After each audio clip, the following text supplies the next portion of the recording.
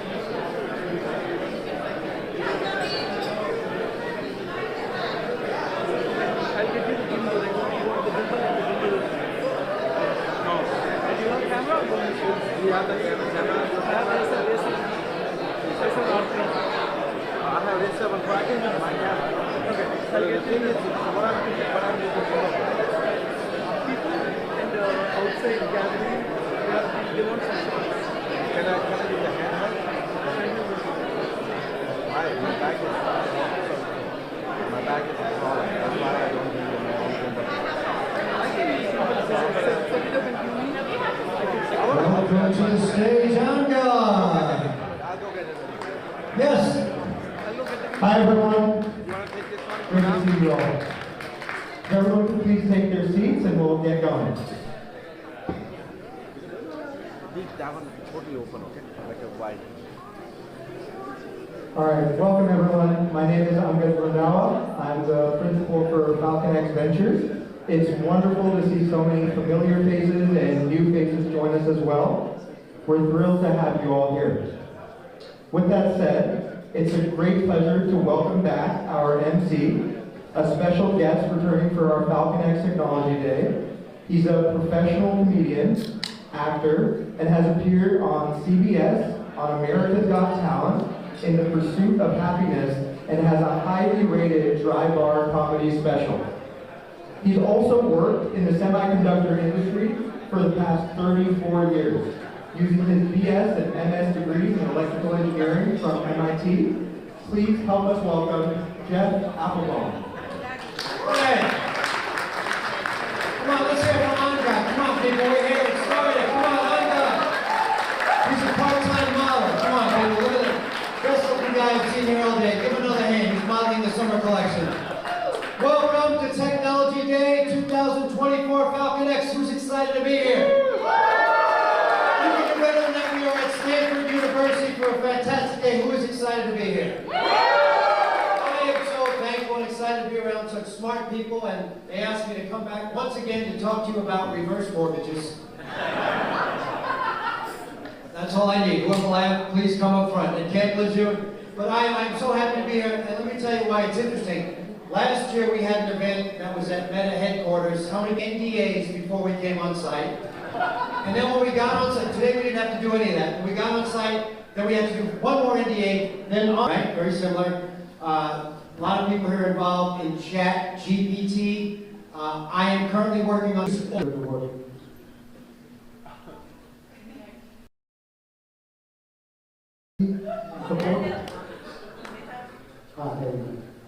Perfect. Yeah, so let me give you a welcome from humble beginnings and done great in the United States. Build a community of B2B startups coming from the rest of the world and give them the same kind of competitive. Today we have got over 200 plus mentors and advisors. We've got across the world, T-Hub in India, the Korean Innovation Center from South Korea, Estonia. We've had 60 plus led by people who are industry luminaries. They provide the kind of mentorship that startups need.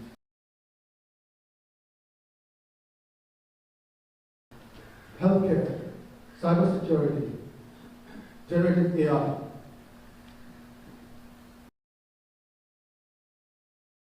Would not be complete without having corporate partners. And we have been privileged to have partnerships with the likes of Facebook or Bayada, which is one of the largest. Our startups get access to them as customers, as investors, as design partners. And it was only a matter of time before we put together a structured instrument to invest in these, because we could see potential here in North. We are looking to be building our community. We are expecting to have over 2,000 startups as a part of the community by 2026.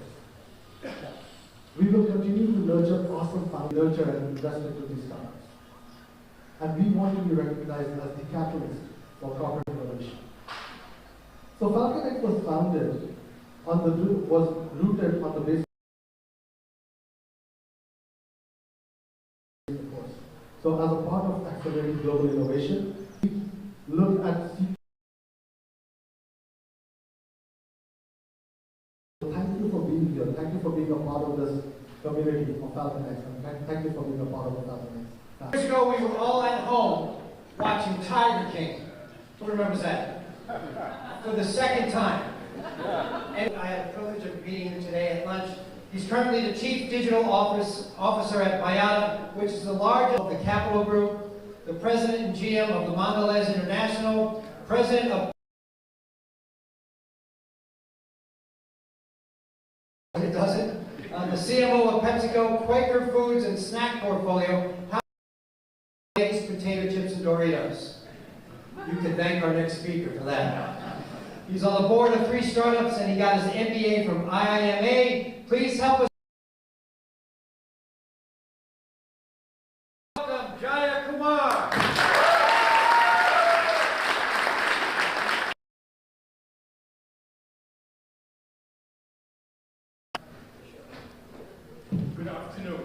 you hear me? Yes. Oh, good. Anything to that? Just not by yourself. Very complicated. Okay. My name is Jaya. I work in a company, and the premise of what we do, we have about 40,000 nurses, East Coast of America, about 25 to 26 states. Because I believe this room embodies a lot of innovation. I want to share some perspective on where and how you can all help us achieve our goals. All right. So, in healthcare, just with a show of hands, how many of you believe healthcare is going to impact all of us in this room? So, fact one.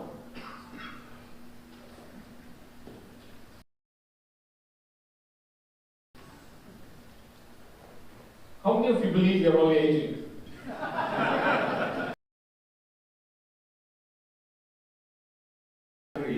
We have 60 million Americans for 25 million by 2030. So what's that literally million of the 30 million are demand? So the gap between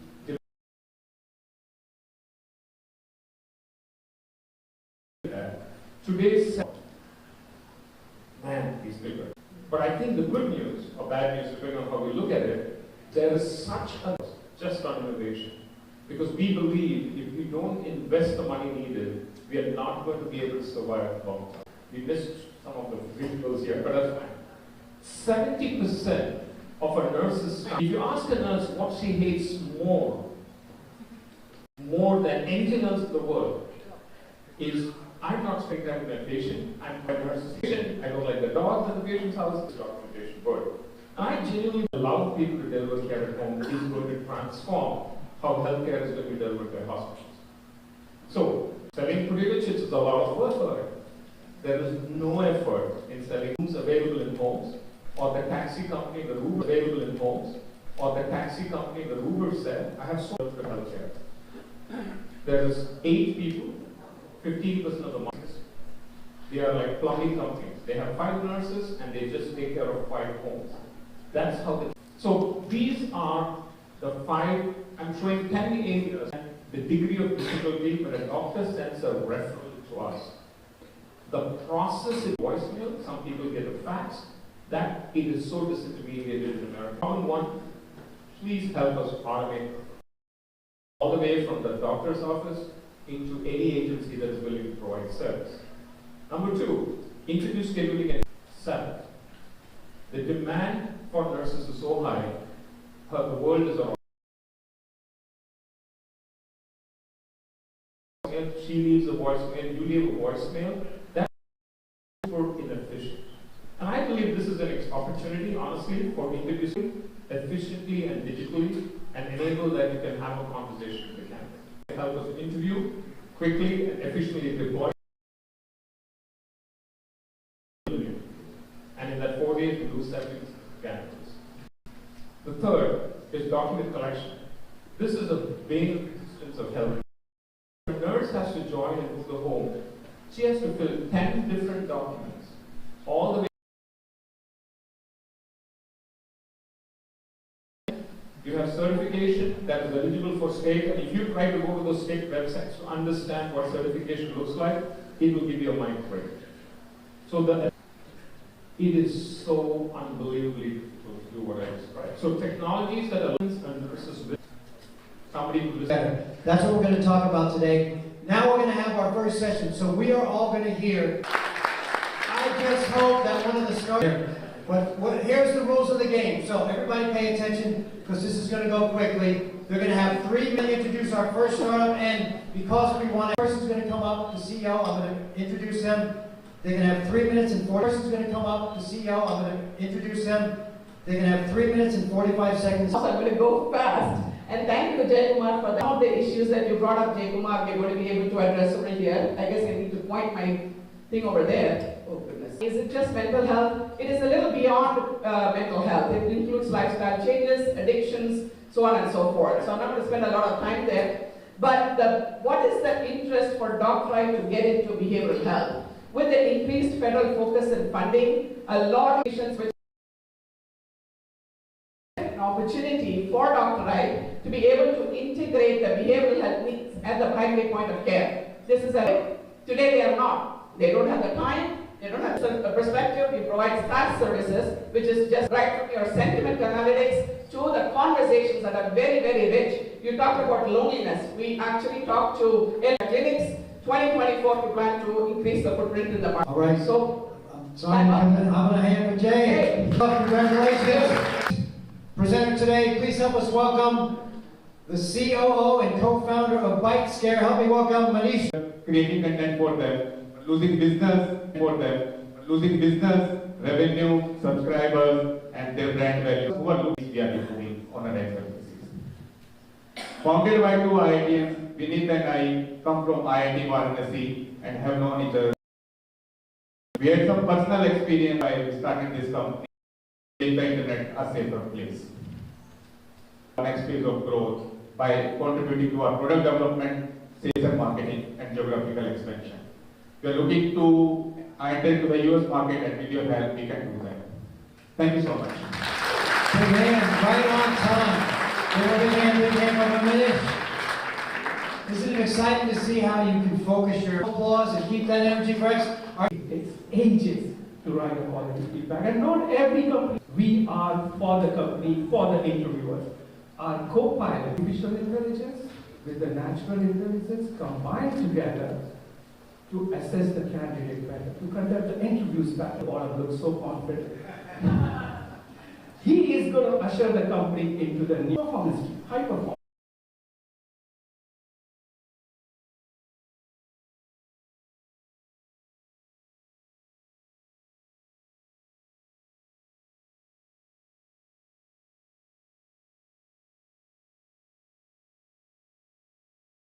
For the enterprises, we have a different solution.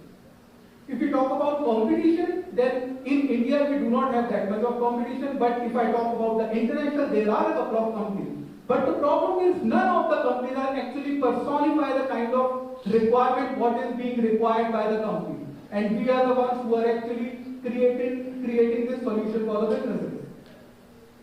If I talk about the market size, then current market size is worth $65 billion with a CAGR of 6.7%.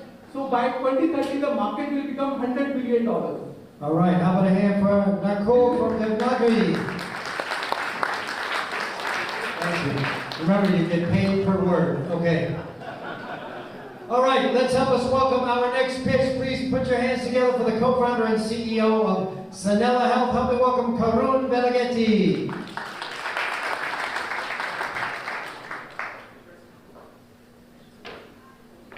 Hello everyone, how are you guys doing?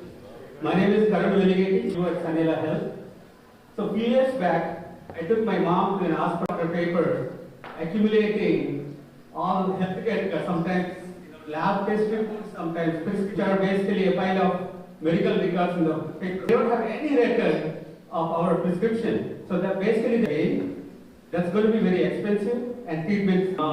And today, I'm ready to go to any hospital. So we came up with an idea, Sanela Health, right? What to do here? We're building and inject some workflows so that they can deliver efficient medical care. So the labs creates a test report is automatically imported to EMR where doctors can.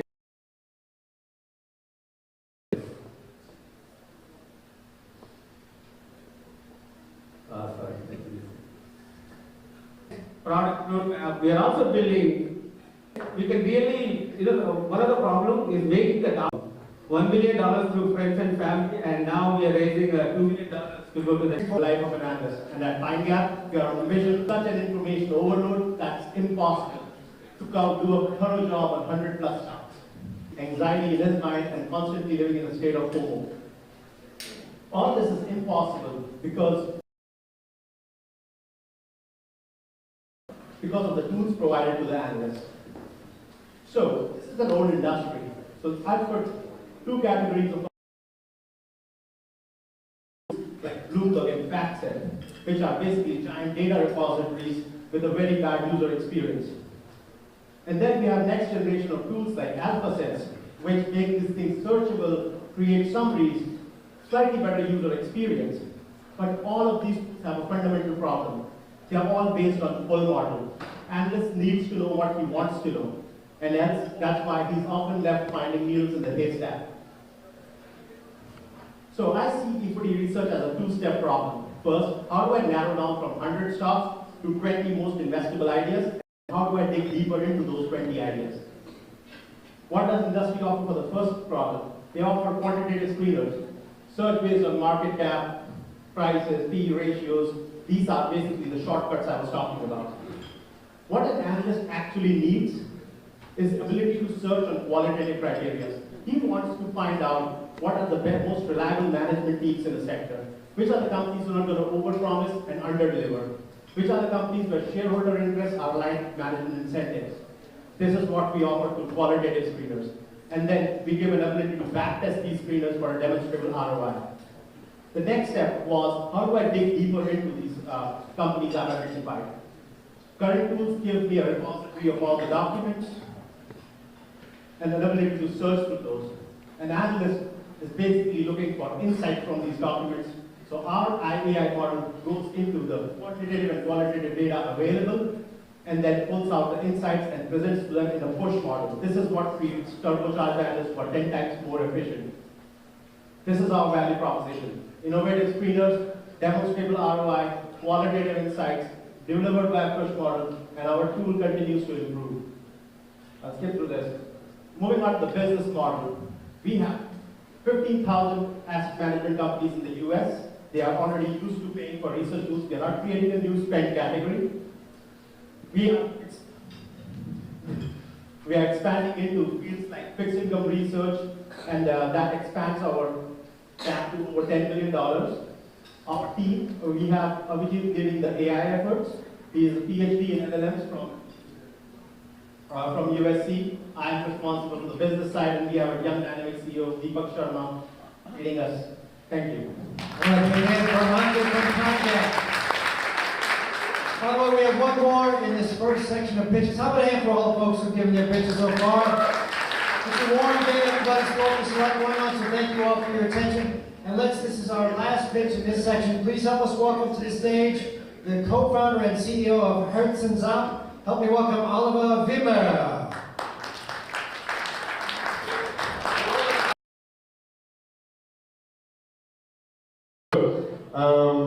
Good afternoon, ladies and gentlemen, and parents. Raise your hands. A lot of hands. Second question. You never know the current healthcare status. So, we truly believe the solution is trust. How can we create trust? By communication and transparency. So, we developed the family app, where you as a family are always informed about the current healthcare status, the documentation, and can communicate. With whom? With the caregiver. They have all their work on the app, and we provide them AI tools to make better documentation. And who's missing? Exactly, the agency. So for them who might think we are B2C, we are not. We are a B2B solution and provide the agency with several tools like quality management and documentation tool. Because that's where we came from. We figured out if we share this information with the families, we rapidly increase customer satisfaction. And third of all, we have resource management and a booking tool. Why that? Because of our go-to-market strategy. When we go into new markets, we list all agencies who are registered there in our portal, and you as a family can find the perfect care agency, home care agency for yourself and send them direct requests. They get this request from us per mail, can claim this client, and these are their first touch points with our software. So where we are now, we are co-founded by the EU. We just started and already have 6 home care agencies onboarded, have over 500 active caregivers and over 200 families onboarded. Who makes all this possible? It's the greatest team of all time. It's Alireza, our CTO, it's Konstantin, and it's myself. And before I come to the last slide, I have one last question for you. Who of you thinks, with the HerzensApp, your experience in home care would have changed dramatically? Please give me your hands. Still a lot of hands, yeah. So exactly for you, I have an ask. We are looking for design partners in the US, and we are currently raising our seed round, which is 1 million. Thank you for your time, and greetings from Austria. One slide is missing, I'm sorry. Thank you. All right, big hand for all our, let's hear it for all our first set of pitches today. Give them a big hand. Great wrap. So now we're going to have our first panel, and our panel is going to be focused around the AI transformation in healthcare. And let me introduce to you our speaker for the panel, who's going to be running the panel. So Sherry Duville is the CEO at Metagram, the mobile medicine company driving safety, efficiency, and profitability for health systems. She leads at the intersection of AI, cybersecurity, mobility, and healthcare, and she is the series editor of Taylor and Francis.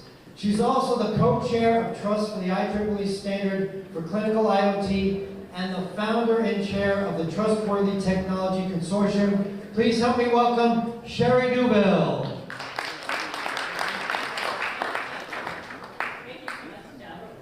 Good afternoon. What an honor it is to be here with such an esteemed group. Thank you so much, Murali and the FalconX team, for just an incredible afternoon. Everybody, I know I'm standing between you and snacks, so why don't we raise our hands and say, let's transform healthcare. So who wants to know how to make the fastest impact and what the biggest challenges are right now? Raise your hand.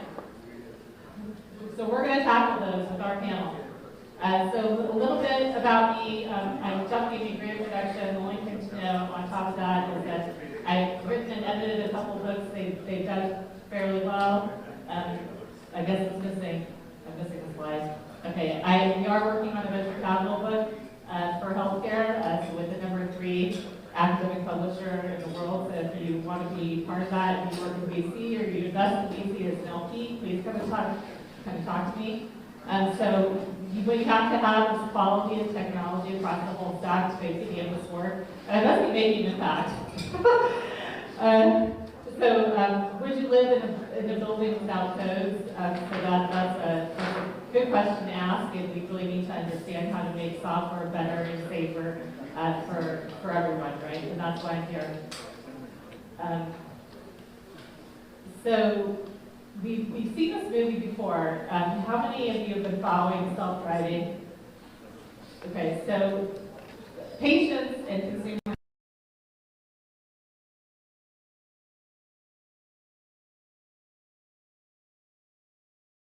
as well as clinicians, and it's a foundational standard. It's ultimately trustworthy. Raise your hand. Okay, great. What can you do to provide leadership? And so what we would do to implement frameworks to meet the needs of laws, and then there's things that to get on top of that, or else we're not going to be able to do it. We know we can't. Let me just slide through these. Okay, so this time I'm thrilled to moderate the AI in healthcare. When will it actually deliver results for stakeholders? With our esteemed panelists. Could you bring them out, please? So Dr. Anurag, Mairal, could we bring the panelists from the back? Yeah. I know you guys are having a party back there. So Dr. Anurag, Mairal, Professor of Medicine, Business, Engineering at Stanford, and kind of a big deal. Are you guys going to share with? Okay, great. Thank you. And Meet Garg, Venture Capitalist with Cal Ventures.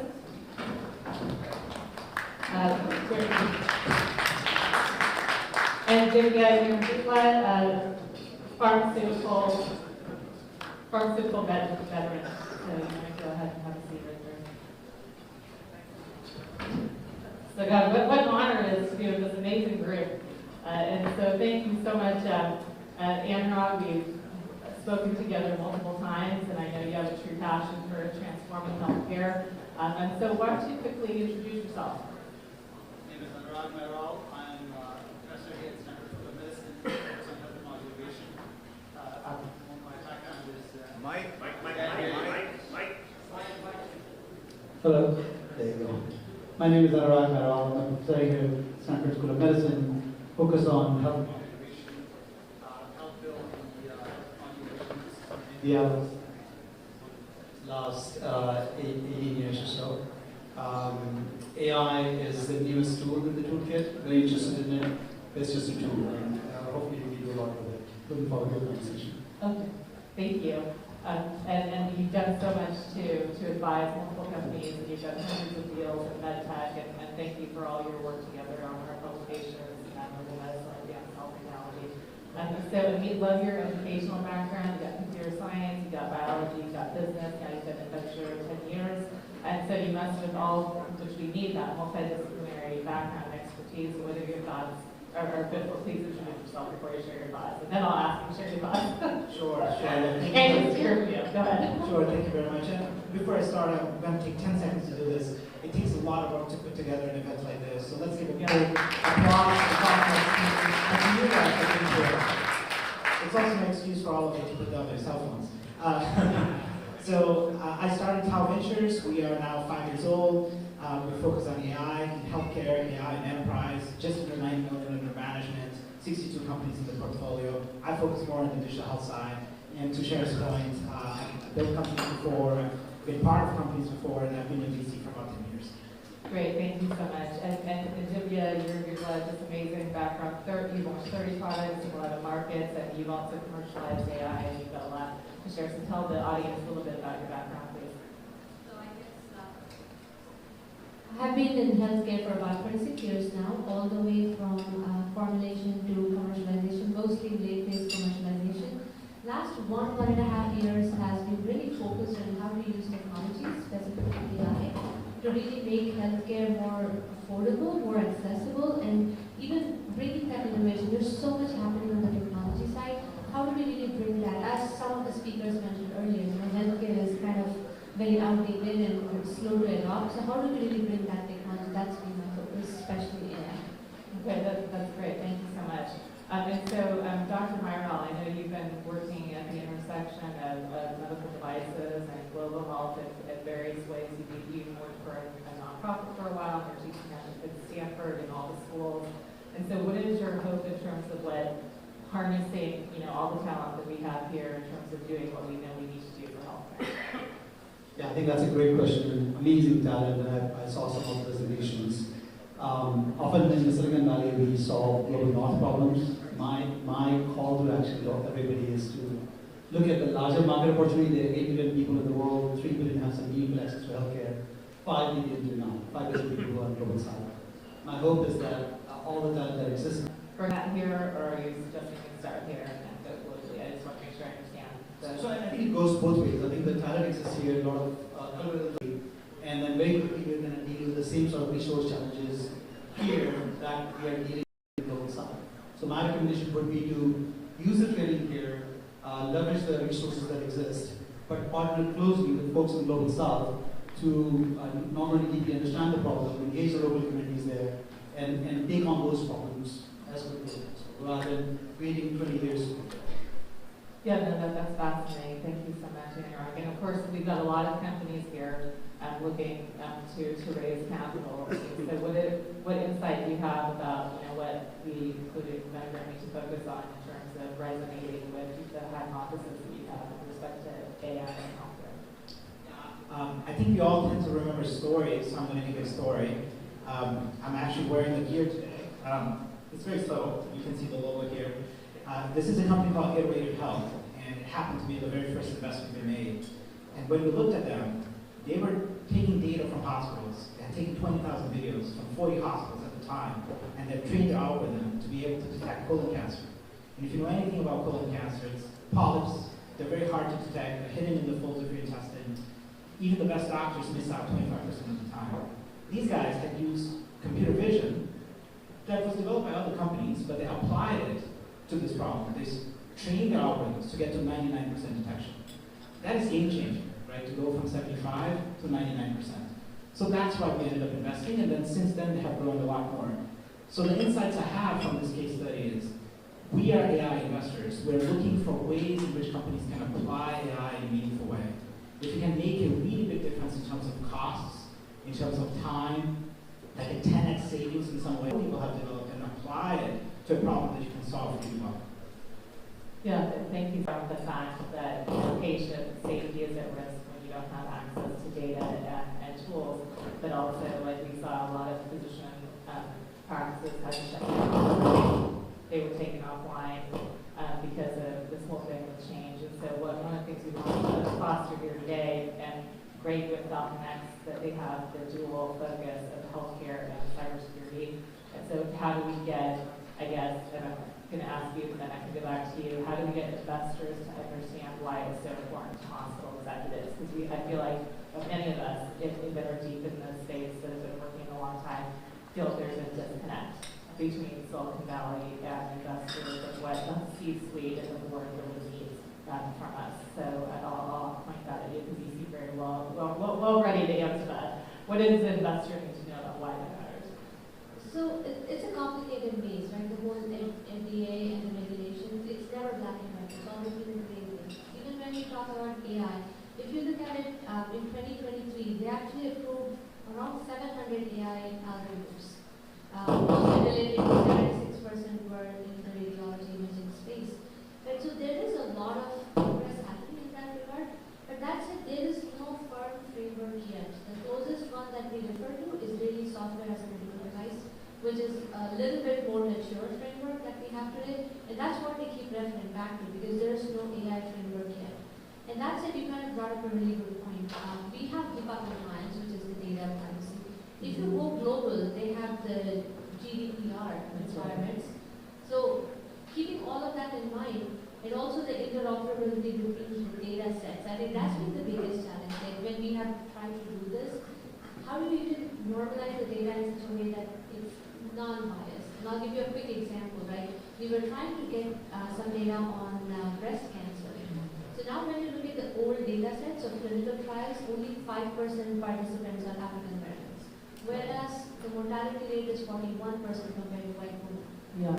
So the data set itself is skewed. So now when we look at that data as the basis to train your model, guess what? Your entire model is biased. That's right. So how do you even watch out for those? So those are the things you need to take care of, or at least have that in the back of your mind, that it's not just data analysis and just getting AI to work based on what's so it's still not there, but there are a lot of things happening in this space, and they have released a draft, I think earlier in April. So things are happening, but they haven't caught up yet. I live in this, is that the EU AI Act was passed, and so that is the big daddy reg. It's going to rock our world, and so we better get ready for that. That's one thing. And then the second thing is that AI security is completely a different game than traditional security. And so that's the slide that was missing that I wanted to show. So my buddy Omar Khawaja is the field CISO for DataBricks, and he's worked with 300 CISOs to develop a framework. It's pretty good, pretty complete for 7 areas in terms of what we need to do to tackle that. But the way you can all think about it here, if you're an investor, you do want to ask, because they're not going to get anywhere with the C-suite unless they have some sort of security plan that's a traditional security plan, which is like an elite baseball game. But AI security is a completely additional different game. So it's elite soccer. So these teams need to be able to play elite baseball and elite soccer at the same time to really bring comfort to those executives making those decisions. They want innovation, but they want to make sure that that innovation doesn't introduce unnecessary risk, and that it's something they bet on something that's going to last. And so that's kind of what I wanted to add in terms of what we've been hearing from the C-suite. So one other thing I would also say is when you're looking at these things, right, work with FDA. And when you have some kind of an idea, go early to FDA, because they are also trying to figure this out. Try to figure it out with them, because the success rate is going you're giving it to them and they have no idea. Absolutely. Case studies help. Doing a pilot absolutely helps because then you have real world data that you can go in for a solution. So those kind of things I would say keep in mind, especially when you're trying to get to a ready apps.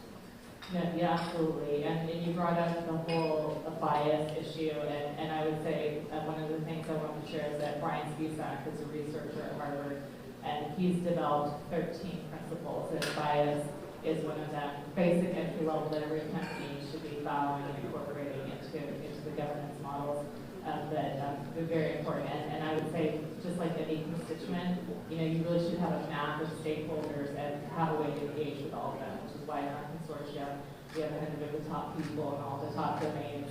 And it's because of the fact it's human nature. I don't think it's just the FDA. If someone feels like they have ownership of something, but they don't understand what's happening, then they just want to shut you down, right? So that's why you really need to engage with all the constituents. That's why in our organization, how long do we know each other? Like 10 plus 15 years, yeah, because we both understand and believe that you've got to engage all the constituents that are going to buy, deploy, implement, integrate, and drive value with solutions. Or it's just good. We're going to keep, we've had this like Groundhog Day where we keep belly flopping into healthcare. So what we want to do here, we think the brains are in this room. Let's stop belly flopping into healthcare. Like, I know it's hard, but come on, we're up to it, right? Right, Anurag? I think so. You have something you wanted to add about. Yeah, no, I just wanted to make an initial point to the point I made earlier. I provocatively said that we should start with problems outside. But I didn't want to quite suggest that those problems are disconnected with the problems here. I think we're talking about ecosystem and bringing all the stakeholders together. How many of you, can I just say show of hands, how many of you are very happy with your healthcare? Just show of hands. Can you repeat the question? How many of you are happy with your healthcare? Well, I married my healthcare. So. I think I asked clinicians this question and they themselves are not happy. I think there is a need to actually flip the healthcare, and Jaya talked about it in his keynote, and which is where AI can really play a major role, bringing more care closer to home, closer to the community, and that's probably where a lot of the opportunities for investors to come in, a lot of opportunities for industry to grow, because I think we are starting to tackle in some of the therapy areas, for example. A lot of opportunities, heart failure is a good example. We've been dealing with that problem for a very, very long time. Lots of patients actually sit in their homes until they get decompensated. They come to the hospitals when things are really, really bad. And by that time, the cost is very high. The outcomes are not that great. But with AI, you can bring care close to home. You can track these patients. You can monitor them. You can support them. You can actually provide therapeutics to them. And it's exactly what we need in rural communities in the US. It's what we need in communities in Africa. So the point I'm making is that global health is really global. It's not just what happens in rural areas in Africa. It's also what happens right in the West.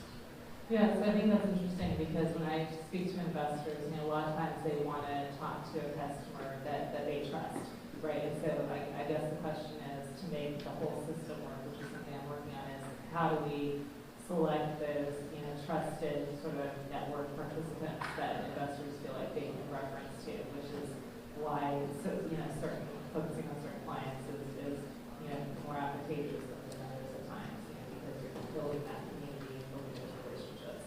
And so FalconX does B2B enterprise. So I know you gave us a nice example of your first investment. Are they a B2B play or So this is, I know we have a very background here in the audience. Most of the healthcare dollars in this country are between payers, providers, and pharma. Yeah. Whatever you do as a patient, almost half of it is basically the copay. So I'll ask a question also. How many of you would like to pay more for healthcare? Nobody will. We are already exhausted from paying for insurance and deductibles and this and that. And we have a nightmare in this country, honestly. I grew up in a different country, and my forefathers are from another country, so I've seen multiple healthcare systems. And I think what we've created in the US is a Frankenstein. We keep trying to patch it, we keep trying to put new policies, regulations, etc., and there's conflicting interests, we have created a monster. We don't have healthcare, we have sick care. What we do is, you get sick, you get treated, you get sent home, that's it, job is done. We don't do preventive care.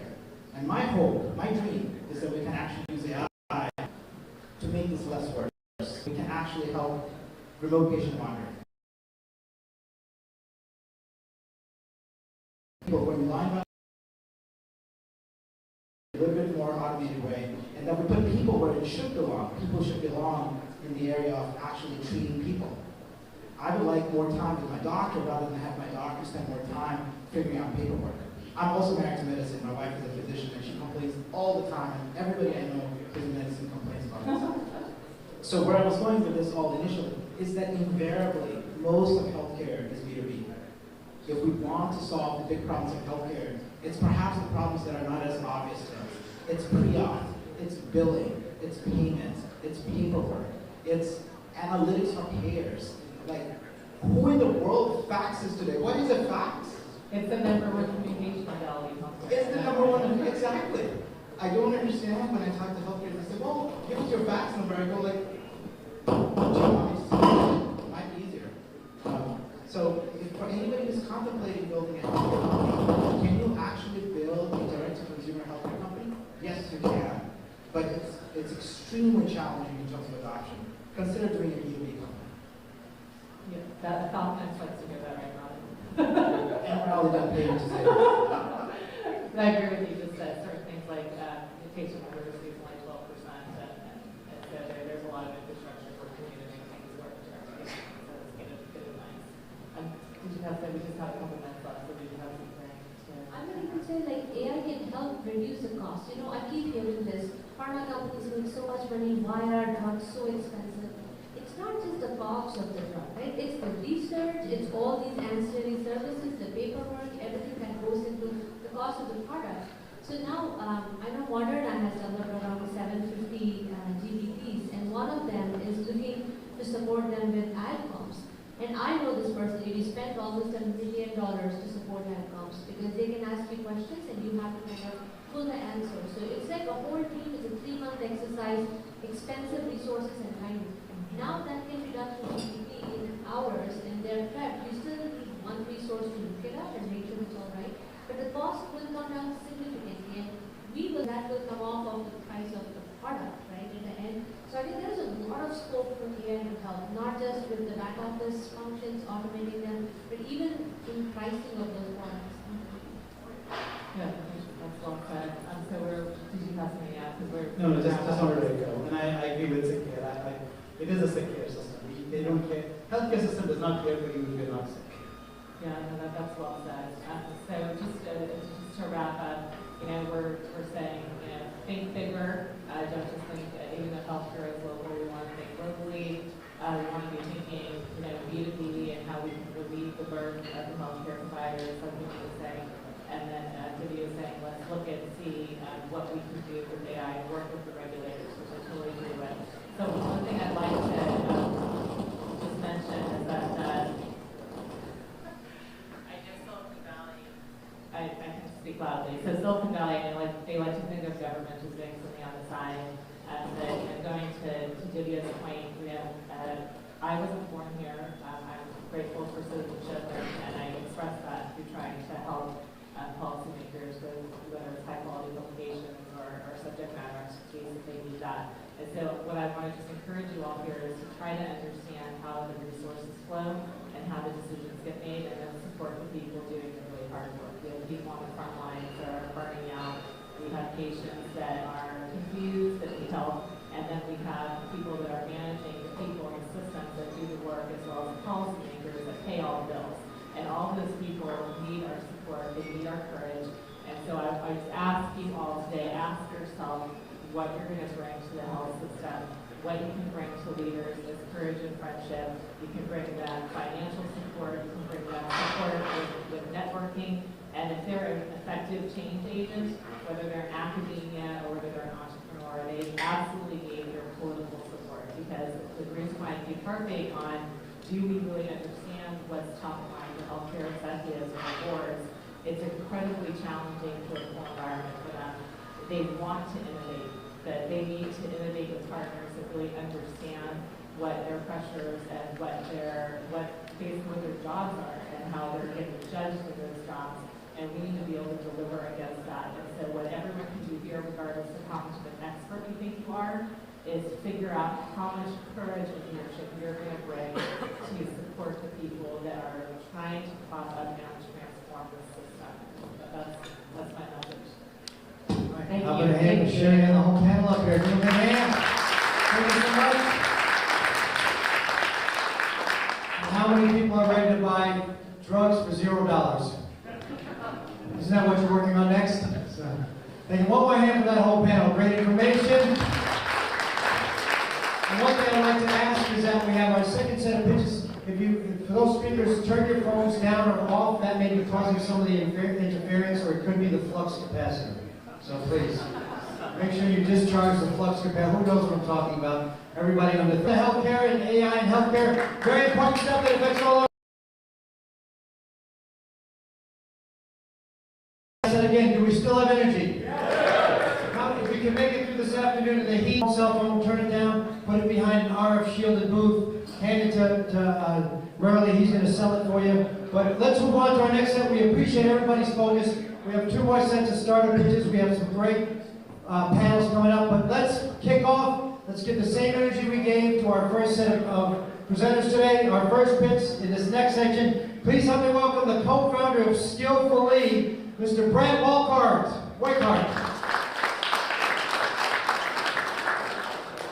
Hello. We are living through a seismic shift in the type of information that employers use to understand their workforce. This shift is going to reshape how employers hire, how they train, and how they manage their work, this new future of work. This shift is also going to require new systems, new tools, to help employers solve the problems they're struggling with today. It's my pleasure to introduce you to one of those solutions. This is Skillfully.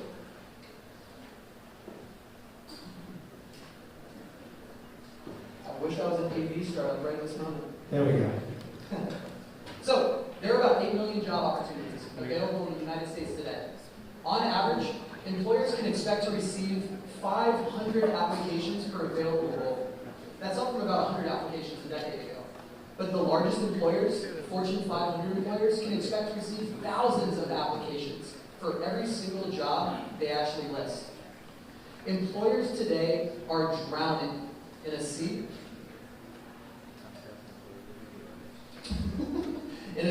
of what we refer to as referring to a job. Employers are overwhelmed by these numbers. We know that only 2% of applications will ever be reviewed, engaged by a human recruiter. These are impossible odds for job seekers and employers alike. But for employers, this is an incredibly expensive problem.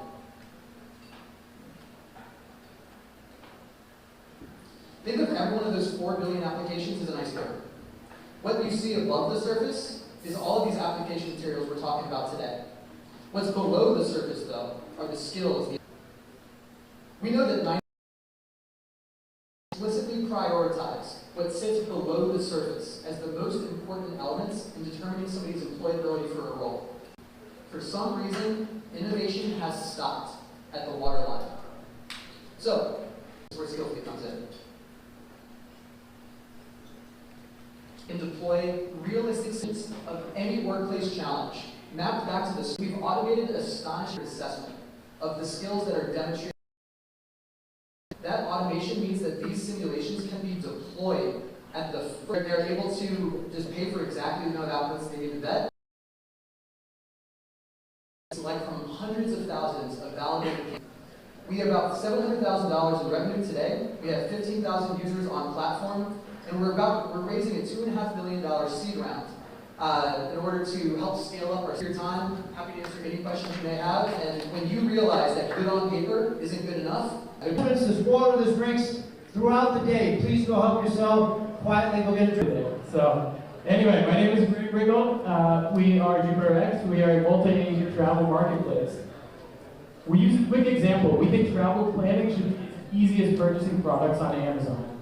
Why do we say that? Well, Amazon delivers an amazing customer experience. One-click purchases, less than 10 minutes to find my products, one-day shipping, essentially instantaneous. On the other hand, travel planning is kind of a pain in the butt. No problem. She wants to. The outcome for suppliers. We've created a new direct channel that allows. Thank you for your energy. So now, please help us welcome our next presenter, the CEO and founder of Paradigm Cybersecurity, Vishnu Varma Kalinindi. Welcome to the stage. I practiced that name all night long. Good evening, everyone. Thank you all for joining us today. Let me begin with a question. What is the third largest economy in the world? Many of you say it's Japan, which is true, but the cost of cybercrime in the year 2023 alone has crossed 7 trillion, which could be the third largest economy. That's a very big number. We are in a cyber pandemic. Cyber attacks are getting more and more complex and sophisticated in nature. And many of these attacks are done at endpoints. Endpoints are basically the devices that you connect to the internet. Devices like laptop, desktop, many more. But there are many solutions that are addressing this problem. But when it comes to advanced persistent threats or zero-day attacks, there are no solution as of now that can solve this problem effectively, because these attacks are much more sophisticated in nature. That's where we come in. I'm proud to introduce identifying zero trust at application and kernel level. How do we work? As soon as we deploy Ironclad, we'll secure the entire infrastructure by allowing processes which are only meant to run in the organization, and disallow anything which is unwanted or malicious. In that way, we are a proactive security solution. We stop threats right before they start. Let's take an example. Let's take a scenario. If there is a malicious code that's running in the system endpoint, top threat here, where the execution happens, and we are one of the industry's lightest agent, which doesn't consume a lot of network bandwidth or CPU. We have accomplished a revenue of $500,000 last year, and this year we are targeting over $5 million. And we raised a seed round of $1 million, and we are preparing ourselves for the next round. Earlier this year, we have closed Asia's largest cybersecurity contract worth of $100 million with our partners, in which we are participating.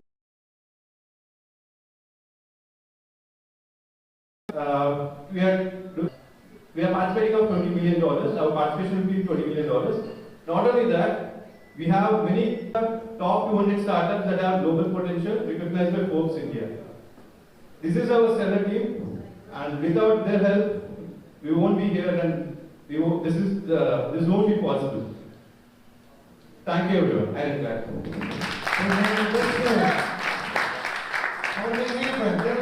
Keep clapping, keep clapping. Let me hear it again.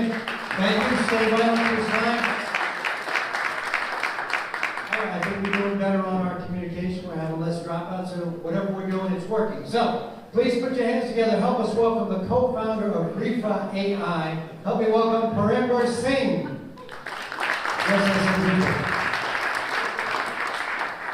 Thank you. So did you know businesses lose up to 30% of their revenue each year due to inefficient processes? Repetitive work in these businesses leads to fatigue, human error, and growth limitations. As we learned today, in healthcare, nurses face this problem critically. I am the capability of your team. Let's look at brief and action. This is the key formula. Our current client in debt collections processes thousands of these legal notices in different formats each week. Traditionally, they used to literally manually scrape these, remove the data, and enter it into the ERP. Today with Rifa, all you need to do is upload thousands of these documents together, and Rifa will start automating it by ingesting the data, navigating through what might be a traditional interface, and then going ahead and completing the workflow. Debt collections market is huge. It does $20 billion in revenue each year, and this is just our first market. There are 7,000 plus companies operating in this market, and we have a revenue of $50,000 here already. We've saved 330 hours within 3 weeks of operation with our first client itself. Our go-to-market strategy involves financial services, where we started off with debt collections, insurance, and the healthcare industry. The market size for process automation is huge. We are focused in the autonomous AI agent space, and current ICP determines the value of 700 different. That's the question, right? Firstly, we take 1/3 the time to deploy in comparison to a traditional automation solution. We're cheaper, which means by caching workflows, you don't need to call an LLM every time. Lastly, we are better. We deliver 95% plus accuracy using RAG, and we do not require credentials to use your softwares on your behalf. We are live with 1 client and have 3 clients in pipeline. We plan to grow to $0.5 million by the end of this year, and with our funding round completed, we'll be able to achieve $2 million run rate at the end of next year.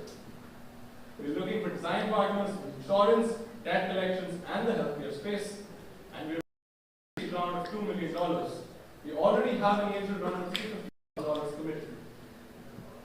That's my time. Thank you so much. I'm Murali. Readfoot.ai, it's spelled this way, people. One more hand from Panamera. All right. Some of you use the other spelling too. Okay. So, just a couple more pitches and then we have our next panel. Now, put your hands together. Help me welcome the founder of Nanospan. Help me welcome Ravi Nuguru.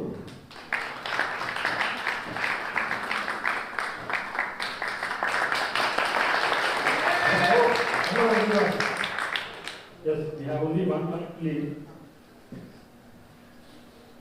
The cement is the second worst CO2 emission industry in the world. And this, the concrete industry today bears the brunt of it.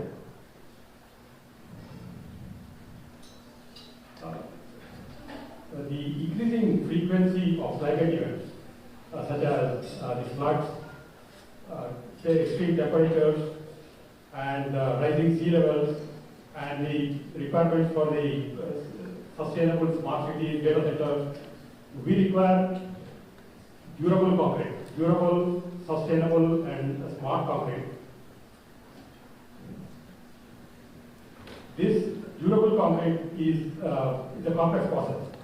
It requires addition of several reinforcing materials,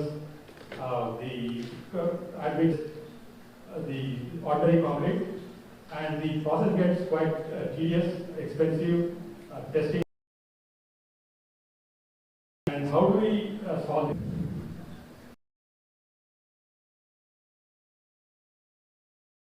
Graphene is the strongest, lightest, most conductive, thinnest material in the world, and it's a nanometer, so that we simplify the recipes for the durable concrete and also the production process.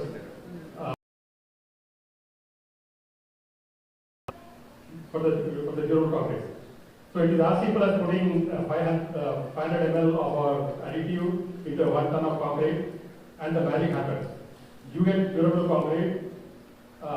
Besides durable concrete, you are getting a concrete that strengthens 3 times faster, and then it is 25% less carbon footprint. It uses 40% less water, and it is 10 to 15 to 20% cheaper.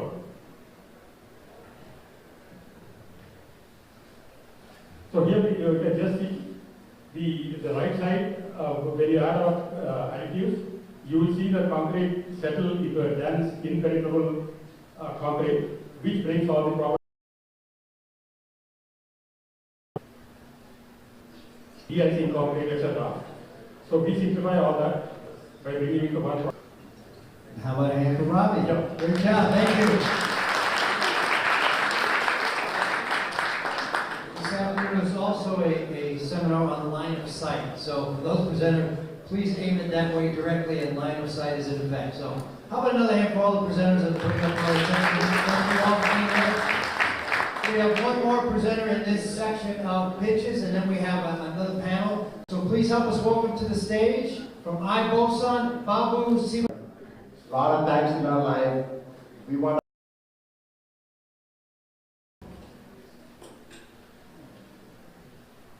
All right, my name is Babu Subhadas, and I'm going to talk about the real co-pilot for the real world, right? So, what does Cortex.ai do? Right? We have combined augmented reality, generative AI, and predictive AI all into a seamless experience so that the technicians can be really productive. I assume that we all still own cars, right? And we all run into problems, right? We all take it to the service technician, and we don't normally look at what goes behind the scenes. It's a painful world for that technician. It's a $1.2 billion of real serviceable market, and there are thousands of branded dealerships, that we serve.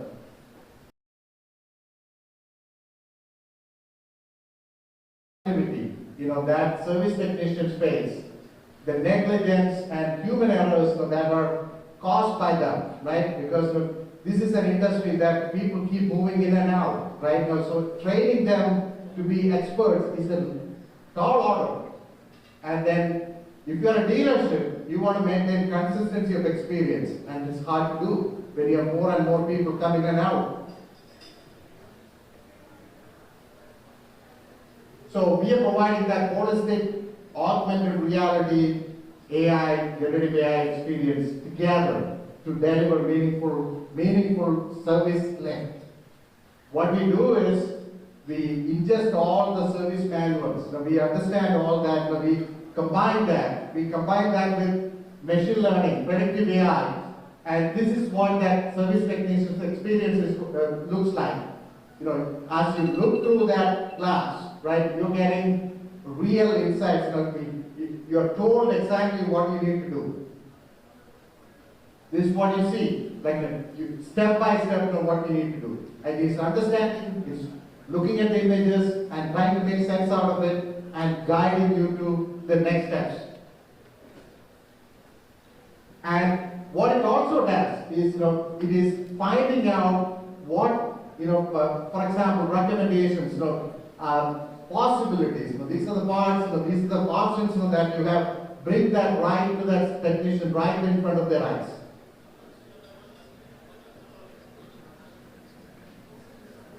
And the customer gets a phenomenal experience as well, because you're informed, you're right in front of, and immediately, so you can be in control, you can make the decisions.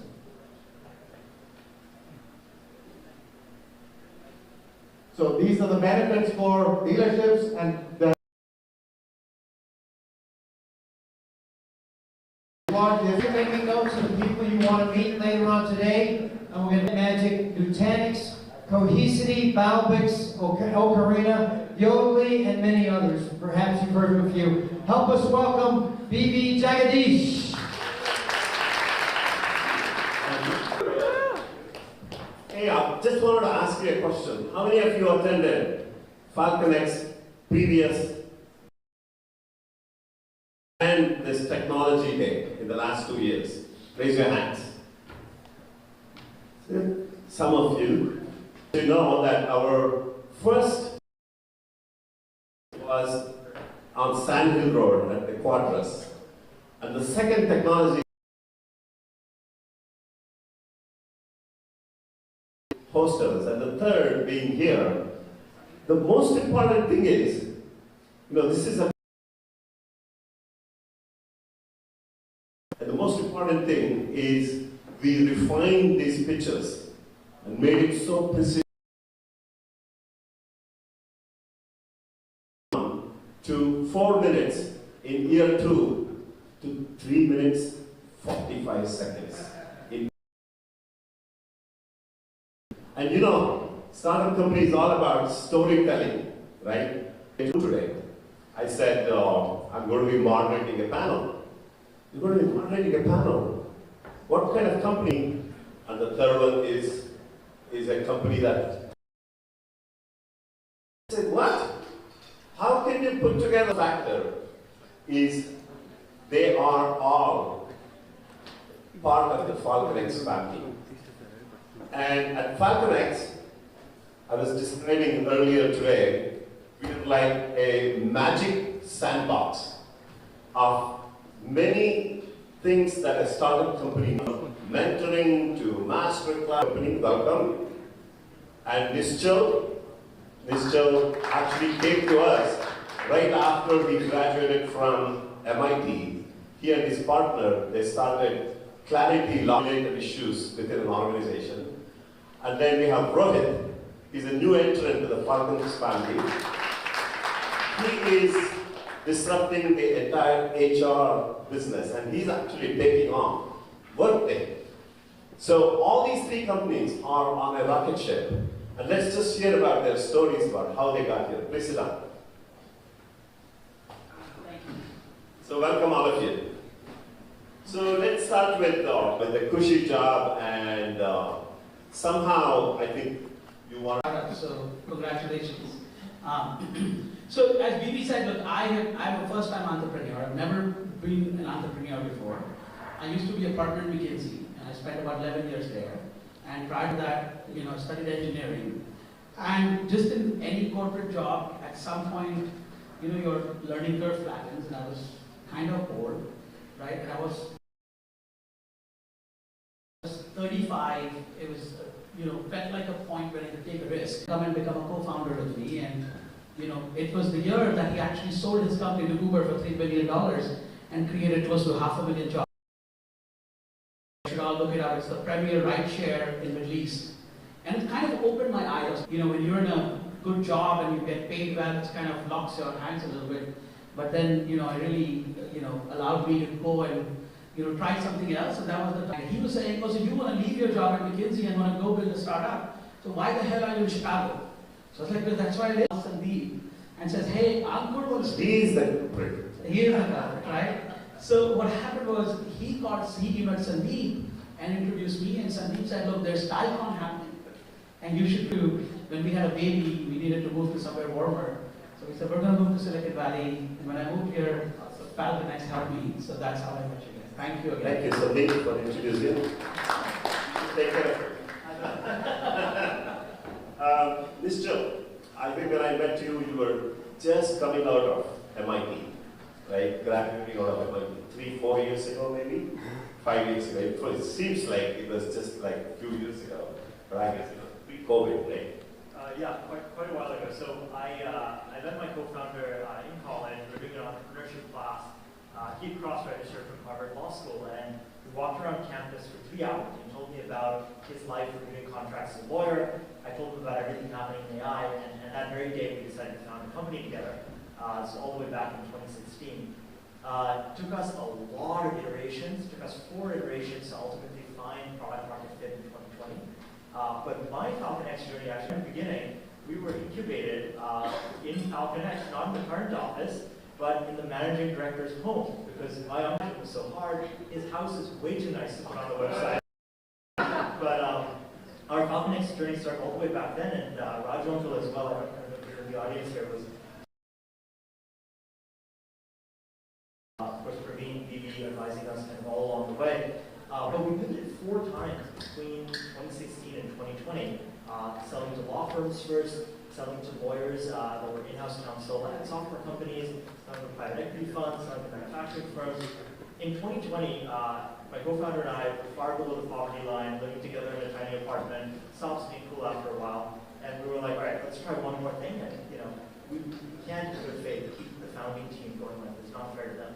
So the fundamental thesis was, well, what if we sold to somebody other than lawyers who also reviews a lot of contracts? So we identified that finance and accounting teams have a lot of back office operations involving documents. And so we went after revenue recognition first, got our So one of the celebrity sort of companies from Silicon Valley, which is the Workday, and you decided that, hey, I'm going to build this company to a significant revenue out of India, out of Asia Pac, and now I'm ready to expand this into the US and UK markets. So tell us the story. In fact, I always talk about the fact that how the next generation of companies that are going to be born in India will get up to $50 to $100 billion of revenues just in India itself, because India is now becoming a destination sort of a market, unlike 5 years ago, 10 years ago. So I think you are probably the first one to really, having started the company there and built the company up to a sizable revenues, and now making the transition to the next company. Tell us why you started this and what's your vision? Yeah, absolutely. And something similar to Ankur, I was at McKinsey as well before starting DarwinBox. And I think one of the things and the easiest trigger for you is when you use systems. And I was at Google before McKinsey. And you're really troubled by that, right? And HR system is one thing which is used by everybody in the organization. There's no other system of record which is used by everybody in the organization. And it was so sad to see systems which are so poor in terms of user experience, in terms of just getting simple stuff done like writing a performance review, applying for the lead, interviewing somebody and giving feedback was all so like clunky, right? And you're so used to easier systems in your day-to-day lives. And that was the trigger of thinking, why is this the problem, right? And then when we dug deeper, of course, there were behemoths, like you said, on Workdays and SAPs and Oracles, who had HR systems which have been around for 10 years, 15 years, and nobody seemed to be liking those, right? If you ask a lot of enterprise leaders on why Workday, why SAP, why Oracle, they say, who else is there, right? Rather than saying, oh, this helps me do this for me, this helps me do this for me. Then we said there is really an acute problem that exists, right? And when we look deeper, we figured that HR systems was always bought by the HR teams or the leaders for reports and keeping control, versus this could be a very, very powerful tool to improve experience for the employee. And because it's touched by every single person in the organization, how can we use this tool to improve experience, enable them to do more, and enable the organization in the way to do more? And that was what was very exciting for us. And that led to us building DarwinBox. I have this funny joke that I tell everybody that I went out to actually ask a lot of companies saying, does any of you love your HR system? And I said, if anybody says yes, I will not build this company. And luckily for me, nobody said yes, and everybody seemed just about okay or really unhappy with what they had. And that was the problem that we were trying to solve. And for us, we started off in India because that's where we saw the problem. We were three of us in consulting banking spaces who understood enterprises in India. We worked with some of the largest enterprises in the country, including HDFC Bank, Airtel, etc. We just saw the problem, we kept solving for it, and then we kept expanding into other markets like Southeast Asia, Middle East, etc. But always with the intent of building a very global platform. And of course, once we started doing US, is when we started focusing on saying, okay, this is their backyard. For companies like an SAP, Oracle, or a Workday, what we need to do here might be slightly different from where we were naturally living. And I think that's where the context of FalconX came about, because this is a group of individuals who've done this multiple times over in terms of taking on some really large companies in their backyards and living. And I think it's a great fit that way to start working together. I'm so glad you found this. Tell us, you have built your business up to some extent in India, now that you're expanding. And while I was talking to you outside, you said you already have about 50 customers or so, right? What are some of the differences that you see in the market in India and or maybe South Asia, and as you're expanding here, since you already have some customers, so you have the taste of, right, what the expectation of the market. What's your expectation here? Yeah, so I think one of the fundamental differences between the Asian market and the US market is it's a lot more mature as a market, right? So the US market. The US market. The Asian market still has a certain percentage of organizations still using on-premise systems or the first version of cloud systems that they've been using. Fundamentally, they've already used the cloud system, understand what it takes to implement, etc. So that's one big difference. Focused, a young company which is born out of there. And if you come to the US, there are a lot more. It's much more crowded as a market, right? You have the UKGs, Heritage of the world, which are a lot more crowded. But Workday, of course, is a very, very strong, crowded, strong player in the market. I think the biggest difference here is, given the number of players, it's very difficult to find a edge to enter, because everything you want to say in terms of communicating your proposition is already taken by somebody. So it takes a little bit more effort to get in front of customers. All these Silicon Valley VCs funding hundreds of companies. Yeah, Silicon Valley VCs, great marketing folks who can write the best of lines. Probably the product doesn't stand up to it, but the lines were taken. I think the idea... 90% of them will fail, so you should actually pick up some of these markets there. Hopefully we'll do that. And I think the part where we're seeing a lot more confidence is, of all the customers we've been winning, maybe the 50 that we won, we had a very good conversion rate once people see our product. I think getting people to see our product, experiencing it, is the big challenge now, because as I said, in a crowded market, getting in front of enough customers to make sure that they understand what we bring to the table, the differentiation we bring, the product in terms of ease of use, flexibility, AI features that we bring is the big challenge we're trying to solve. Some of us have gone through that, so we should have deeper conversations as to how you should really position the product in the US market. Okay, Nischal, I know you started with the law use case, right? So tell us the journey from how you were helping a business from contract negotiation, which is the making it as automated as possible, to other functions of it. So why, first of all, why did you move from law to the other areas before conquering that as the market everywhere? Because that itself is a very large market, I would think. And isn't that too much of a distraction? That most people think of when you think of generative AI. It's right up there with like contract support centers and so on. I think what was very challenging at the time was one, technology inhibitor. So on the fly, we would send a Word document and email, then we use AI to edit it and send back another one, just like a human lawyer. The technology just didn't exist in this. It was incredibly difficult to do. I think what we also found is from a mentality perspective, lawyers are tough to sell to, for lack of a better word. The bar is very, very, very, very high. And I think from an emotional perspective, they don't dislike reviewing contracts. That's what they went to law school to do, their specialization. And to sell them something really high. That differentiating ourselves or proving the time developer on the first use. Without the furniture, there is no character to that. In certain areas where you have a bigger win, how did that transition happen? The first version really was, there's 4 dinosaurs. Together, we had no money to buy Google Ads anymore. So I went back, I said, what did I do? We realized, yes, there are lots of opportunities. There's no technology and, a lot of the owners are Gujarati, especially in the US. Hotels? Even the high hotels. So furniture, 10 seconds for everyone, is a highly fragmented market. Hotel furniture alone is a $100 billion plus market every year, and it renovates every 7 years. So that's the beauty of it. When you sell a hotel owner furniture, 7 to 10 years later, it will come back to you, right? And capital in today's market is constrained, and they all go to Vietnam, but there's not. And that's what we were able to build, and why we were able to save the money. Got it.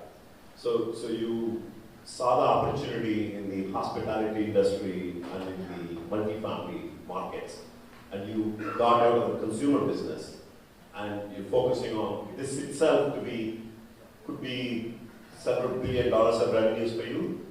Yeah, look, we've started now working with the larger brands, so we just got our approval with Hyatt, right? Hyatt, in the first tranche, introduced 34 owners. We have signed 7 hotels out of 34 owners, collected about $14 million of revenue, signed in less than 6 months. So that's the you talk about, when you get into one, how fast it moves. And it took us almost 18 months to get into Hyatt. So I think it's a little bit of that, right? The first entry is hard, and look, after Hyatt, IHG was easier. We're already talking to Marriott, so I think that helps a lot. Tell us a little bit about this last announcement that you made, raising $27 million, and with a significant amount of money coming from the Middle Eastern countries. Tell us what's going on there, why you took the money from Saudi Arabia and all that, and what the opportunities. Perhaps maybe it's also useful to many other entrepreneurs as well. So my business was a very atypical Silicon Valley business, right? 2021, when I came here, yes, there was VC money available, but it was mostly for software businesses. Our business has significant logistics and operations. We don't do it. We manage it like Amazon does. Somebody else delivers, but I think there was a fear in the VC world here that really be successful in the space, and we didn't get a lot of love. I've done multiple pitches. And at the same time, Saudi Arabia, for, I don't know if you guys know, but with the part of the Vision 2030 is adding $1 trillion real estate. And in our business, real estate is our customer. So we said, look, it's a global category, whether I furnish a Hyatt in the US or Hawaii or Riyadh, to me it's the same thing. And we basically started going and meeting families. We raised about $12 million 27 from Saudi Arabia, the rest of the US, right? And I raised $12 million in 2 weeks. The first week I met families, I met about 20 family officers. They all wanted to write a check. But it's also a good customer acquisition. Oh, massive. Everybody said, you'll write a check, and everybody also gave us, hey, by the way, here's a hotel we want you to price. Awesome, awesome. So we have another 6 minutes. Talk about how AI has impacted in your technology, and I also, or let's say a loan or etc., right? Or an advance salary advance. Then they probably have to go to document number 7, 3.1.2, and read through that, understand this British English to figure out what is relevant for them. Versus they can go on a chatbot and query, and it figures out the right answer based on the question that is there and gives them the answer. From that end to identifying who's the right job with the right skill, whether it is in recruiting or it is in internal talent, etc. So starting from a very transactional to a very strategic, there's a very wide range of use cases that are getting plugged in. So for us, AI is a way to solve for the same set of problems that we want to solve for the organizations, and AI is making it easier. So that's how we're thinking about it. What it does, of course, is it takes away a lot of the transactional work that today an HR administrator is doing, today even an employee is doing, where they click through a lot of things, try and identify, read through a lot of things and do. It takes away a lot of time, gives back that time. What you do with that time, of course, brings it to a lot more conversation, because HR, we want them to be a lot more conversation, help out with more contextual understanding and learning and resolving, rather than doing this transactional work that today they're doing. Right? So that's where we are seeing the advantage. Of course, one of the advantages we also have is Microsoft is an investor in DarwinBox, and they are looking for use cases for Copilot in a day-to-day usage. So the advantage we are having is getting some access into what technology, where they are problem solving with us, saying, is there a HR use case? You understand HR problems, we understand the technology. Is there a HR use cases? Because if you think about processing documents, contracts, it's so good at understanding such a leap from the previous state of the art of technology. What it's allowed us to do is fundamentally 3 things. First is depth. We're able to go much, much deeper into documents than to just extract things, which was kind of previously the state of the art. The second is breadth. That instead of dealing with only 1 or 2 document types, saying, hey, we only use structured data, pretty much anything, semi-structured, unstructured, we can deal with, even if there's very high variability. And the third is speed, time to value, setup time. So that has been a game changer for our business. It allowed us to take on a lot of new workflows. And the second part of your question, what do I think this will do long term? Create jobs, reduce jobs. I tend to fall into the camp that human appetite is insatiable. It's going to create so much new economic activity that new jobs will be created, but they'll be very different. And we're kind of seeing this happening in front of us. We have an ops team in India, 60+ people, and before generative AI, they were annotating documents, and then we would use those, train machine learning models on GPUs. Today the GPUs are gathering dust, we don't have to train anything anymore because LLMs are so good. That team has now turned into prompt engineers, and they're getting paid more, they're adding more value. The team has grown in size, the margins have increased because the customer's appetite has increased. And obviously this is at a micro level in one company, but that's my thesis for what will happen. AI strategy, what do you see? So we started more as first that worked, right? But now we're getting 35, 40 hotels. We can't keep adding interior designers, the cost of service too high.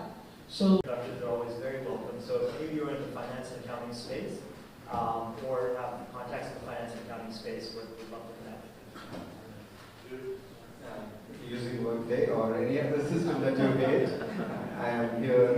You can catch hold of me to bring a better system for your organization. One, real more Gujaratis. Exactly, more real estate owners, anybody needs furniture for their real estate. But maybe if I could just take 10 seconds and say something, and I know we're out of time.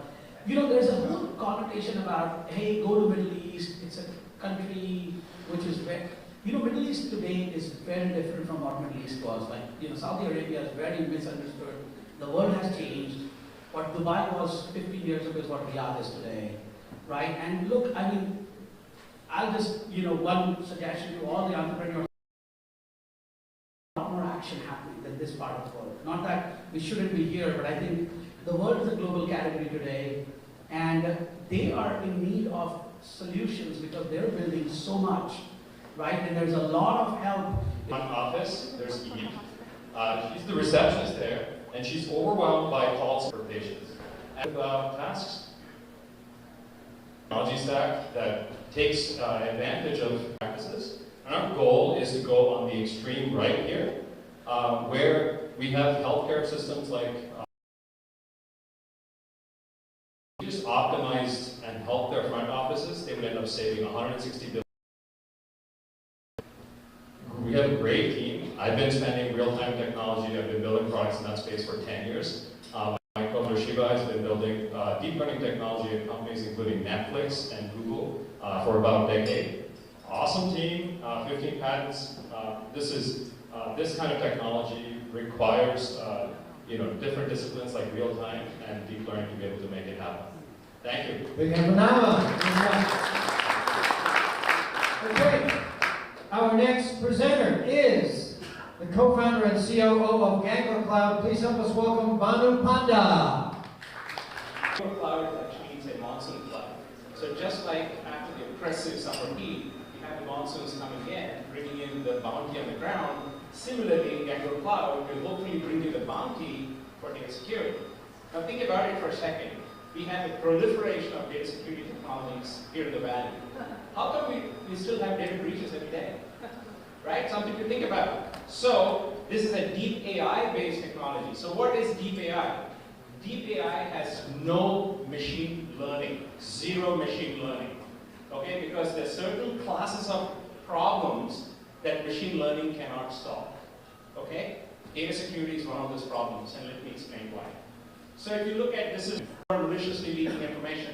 Now why would anybody want to do that? Because data is highly monetizable today. If you have access to sensitive information, you can set up an anonymous account of the dark web in Bitcoin, and you can continue to have a great internal job, right? Data. Then you have the ransomware problem, where it is also taking our data. So you see the bottom here, the top is what we call the data leak, and the bottom is what we call data exfiltration. This is the critical gap we are addressing today, okay? And this is a 30 to 50 billion market opportunity. So fast tracking real quick, I'll kind of show you exactly. We're looking at structured data, which is 10% of data. Unstructured data is about 80 to 90% of data. There is nobody who can actually deal with unstructured data today effectively. A lot of technologies for structured, but not for unstructured.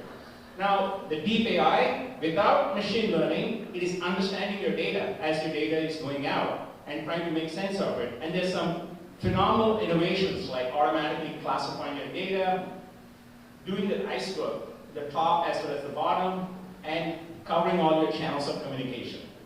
Okay, so if you look at unique use cases, and none of these use cases have a solution today. And we have about 70 to 80. It's a matter of when, it's not a matter of if. So everybody would need this. We are selling a painkiller.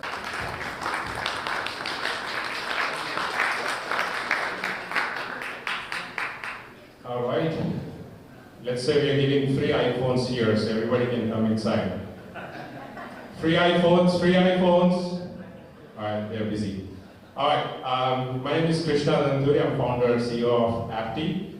I'm very excited here today to share with you how we are revolutionizing enterprise software utilization. I've been told I have to click here. So, all right, so this is the software spend that companies have spent just last year alone, and this is how much companies have spent in implementing the software. These are not my numbers, Gartner is saying this. Yet, there's a big problem with all this spend. A lot of this software is ending up as shelfware. Why? Because lack of user adoption. There's too much software out there. The software is causing confusion, and all of these challenges pretty much start at the user level, right? I can see an Everly in the crowd, I can see a Brian, I can see a Lincoln, maybe one somewhere. But we have played all of these roles in our enterprises, right? So too much software, too much confusion, too many trainings, too many onboardings, but very, very causing from the traditional training not doing its job, traditional onboarding not able to understand what they need to do, right? In the application, something is what Appy has been doing for the past few years. So what we have in the market is called Digital Adoption Platform. Some of you are familiar with the solutions. What we do is we have a AI-driven in-app guidance for the users. We sit on any enterprise software out there, and we provide real-time contextual in-application guidance and support, right? Not just walking you through click here, click there, but obviously with generative AI inclusion and all, we are now able to really be your companion while you're actually completing the task in any of the software. Earlier we heard about Workday and some other complex softwares, and there are a ton of them. And every time we sign a new customer and we look at their software, and when we see that, I'm like, I have no idea how you users have been using this for the past 20 years, right? So we're still dealing with those softwares and stuff. Now, how big is this market? Very big actually, right? Grossly underserved right now. There's really, when you look at enterprise players, there's only up to Series A, looking for Series B now, and our number speaks for ourselves, right? So we're going to be on target to close our, if you're a partner with us, and we can grow together. Thank you so much.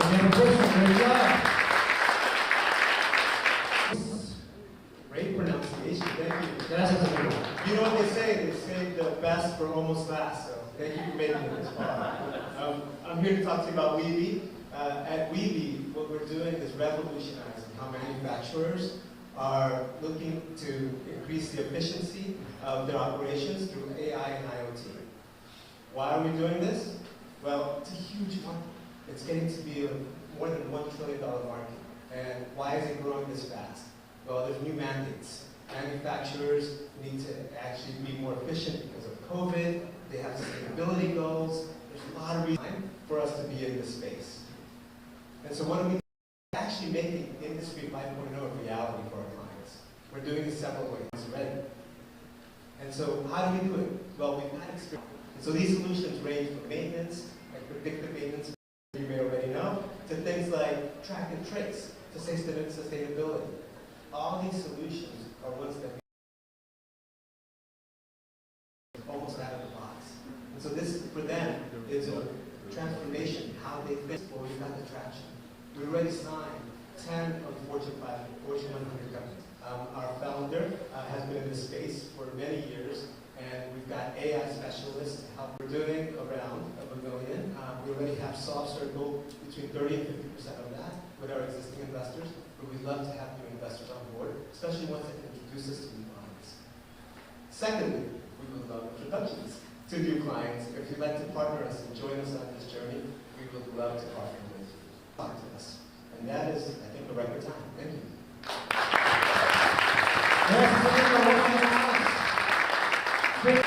He's also a native New Yorker. We know how to speak quickly. We get the point across. So, of iSoro Health, Reda Razami.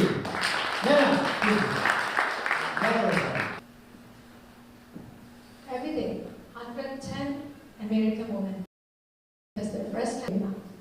Hello, I'm Reda Razami, CEO of iSoro Health. Less than half of these women are doing their mammos today. What's going on? Because mammo has a lot of problems, low patient adherence, a lot of patients painful experience. All the gentlemen here ask their wives or their loved ones that are female. 28 million women lack access, and also mammo is insufficient in a dense breast tissue population.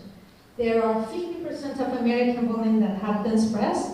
That is 41 million women could benefit from some other modalities in the market. With all the challenges that I explained to you, we have come up with Atusa. Atusa is the world's first AI-powered, automated, and portable ultrasound. This robot gets attached to a wearable device like a bra, and without the need for a sonographer, it scans the breast in 2 minutes. That's 15 times faster than any handheld ultrasound, where a sonographer can perform it, and 36% more accurate if you were to do a spot check ultrasound. It is a FDA-cleared and patented device, and we have, this is a demo to show you.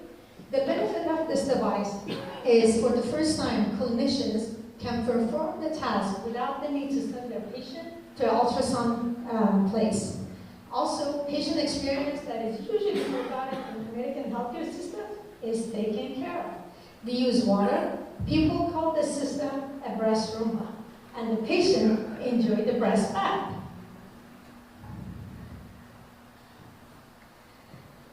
The competitors in the market have done a phenomenal job to pave the way for us. There's a lot of data that proves automated breast ultrasound is a lot more accurate than a lot of handheld ones. We have created a new category of care, where you have a point-of-care device that performs at the high quality of the large systems out there. And all of the systems out there fall short when you look at the AI and cloud integration. We have raised only $8.6 million, which is 1/4 of just a few more checks. And our great investors here, Mr. Murali and FalconX, thank you. And we are a Y Combinator company, and the list of other VCs are on the bottom. I have been in the healthcare industry for the past 24 years, launched 65 products for top S&P 10 companies like Roche, Illumina, and Abbott. And my team has a lot of expertise. We are partnered with 4 large centers, Vanderbilt, UC Davis, Baylor, UC San Diego, and all of our industry advisors have had exit, except one of them that was the ex-president of Siemens Ultrasound. Join me in revolutionizing healthcare.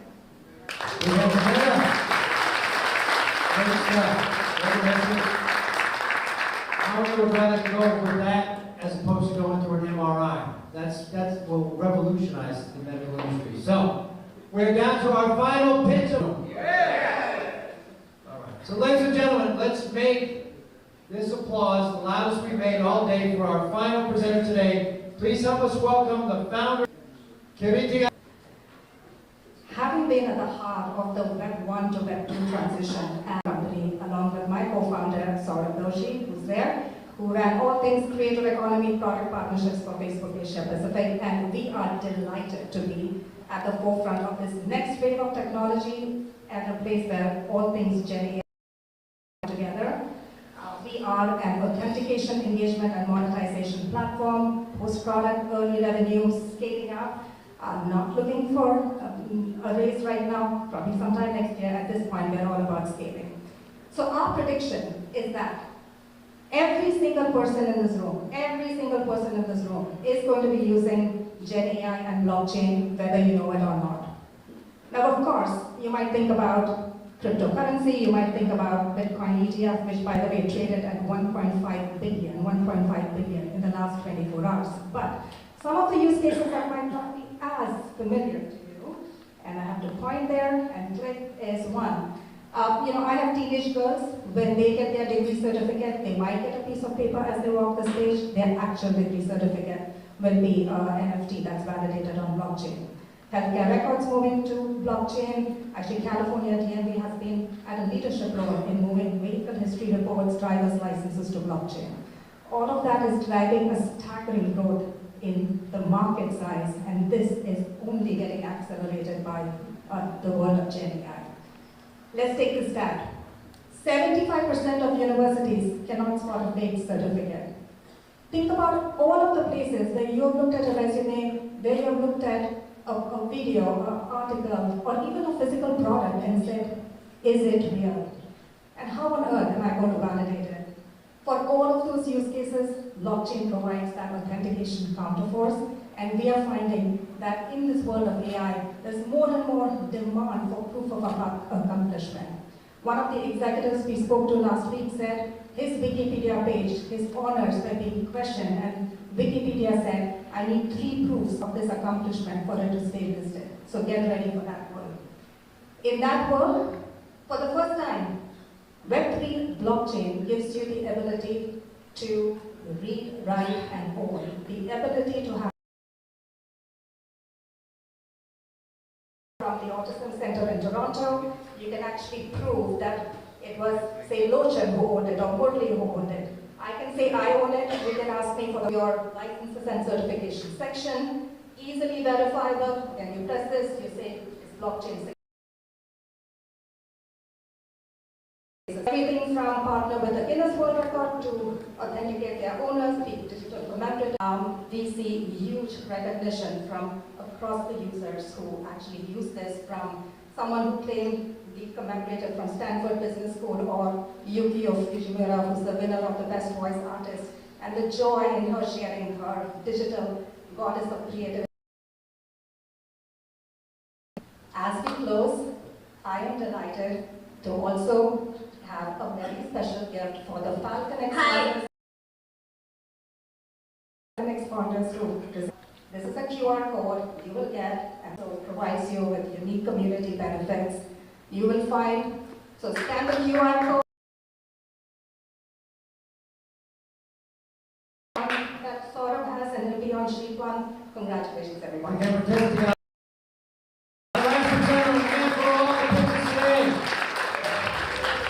All right, we've reached the point where we're about to wrap up with a phenomenal closing speech. Let me introduce to you our keynote. He is the president and CEO at Jam Ventures all across Africa. He was a former senior executive at Adaptech and Intel. He was the CEO and chairman at Documentum. What's that? There we go. I thought they'd bring up that one first. So it's interesting. I know what it's like to do that. And it may not be a surprise, but later on, I'm still asking for money. Tonight. But really my talk is about giving back. And the journey that I took, and this is what Mr. Murali and JP wanted me to talk a little bit about, kind of the journey I took back from being one of you. I've been an entrepreneur, I've been at big companies, I've done 2 successful startups. I've been a VC, kind of. I dabbled in VC just enough to figure out that I was really an operating guy and shouldn't be a VC. Luckily that was after my operating career. So I want to talk a little bit about, how I got there and then how I got to Miller Center. So, like all of you people in this room, and by definition, all of us in this room are super lucky. Every one of us, just to be able to be here and to be doing what we're doing. Now, some of the entrepreneurs may be thinking in the back of their head, I'll be lucky in 5 years, 2 years, whatever, once I get my money, once I get my product out, once I grow the company. You kind of decide, okay, what am I going to do next? So for me, I spent 10 years in the semiconductor industry early on at Fairchild Semiconductor to begin with, literally the granddaddy of all semiconductor companies. At Intel for 7 years when all the founders were there. As I tell people, I got my engineering degree and my MBA from Santa Clara University. I got my doctorate in leadership and management at Intel. It was an unbelievable place to be at that time.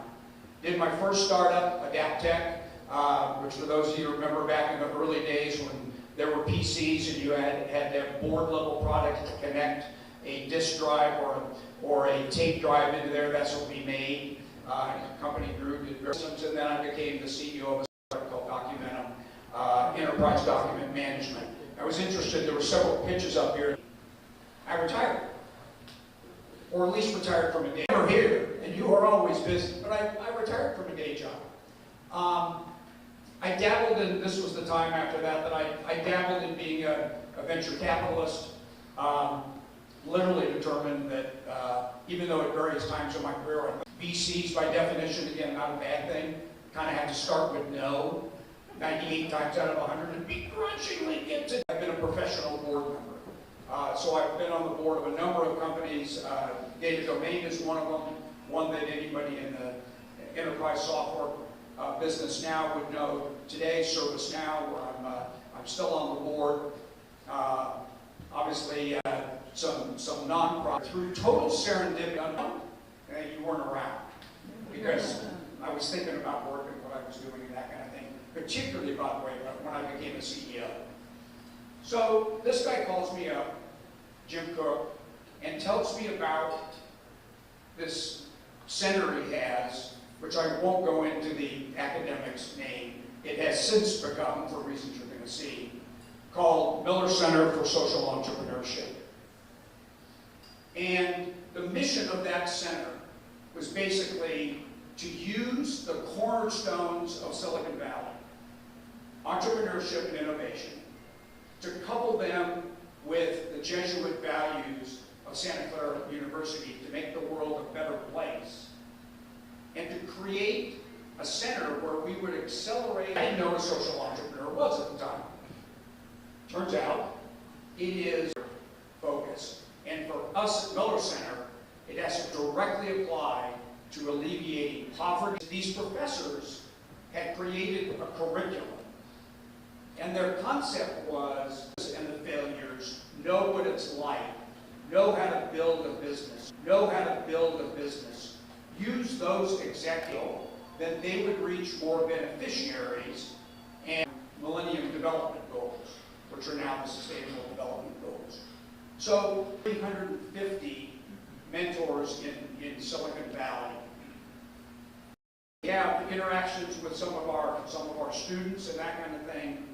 And then we get entrepreneurs literally from, over the last 20 years, 100 countries around the world to come. We do it remotely now mostly because the technology's better than it was 20 years ago.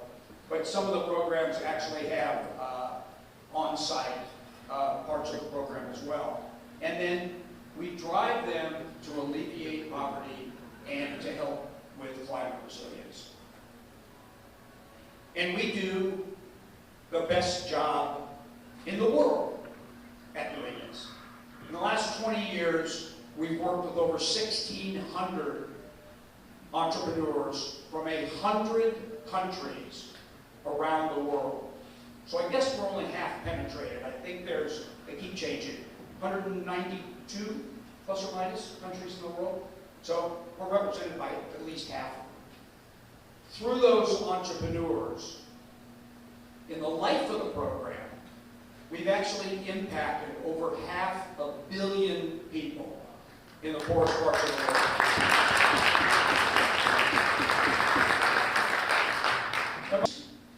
One of our two big main areas should be very near and dear to a lot of people in this room.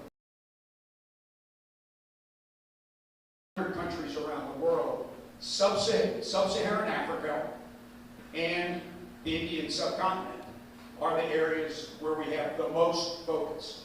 By the way, even with all the gains that have been made in both when they go through the program with us, we help improve their so that they can have a justifiable ask, so that when they go out into the investment community, they're asking for the right amount of money for the stage of their business and the right type of money.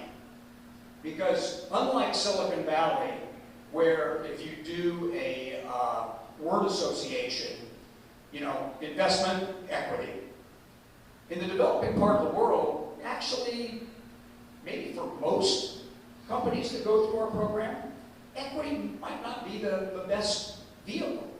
Because why do you do equity? Why does an investor do equity? He's expecting an exit. Okay, so all across Africa that employs 6,000 women weavers in Rwanda and makes beautiful products that go to Target and Ethan Allen and places all over the U. Buy them? Maybe. But this is a work of passion. Sometimes it needs to be tuned a little bit. There's some different ways that we can talk about that later. So the two areas we really focus on, they're of money. Just true, guys. So, are non-gender specific in terms of their beneficiation is like one of the absolute most important things. Clean energy, a lot of places in the world.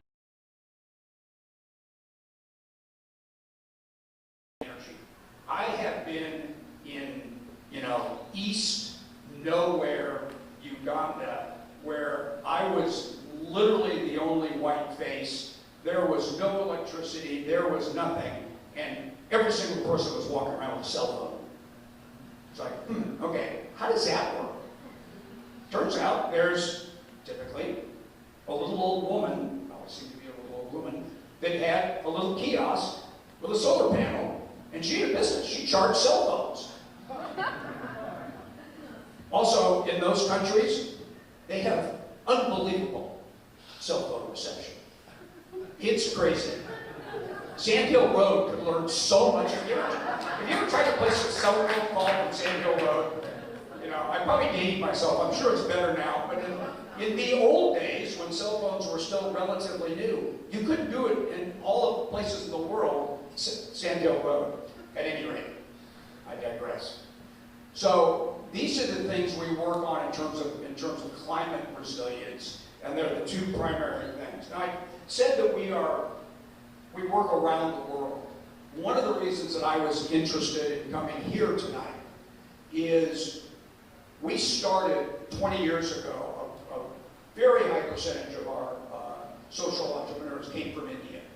And then, whether through us expanding or whatever, the percentage of those has gone down. And so we are refocusing on India and have a number of programs going on in India. Installed now in, Manoj was literally probably the second or third class, one of his mentors.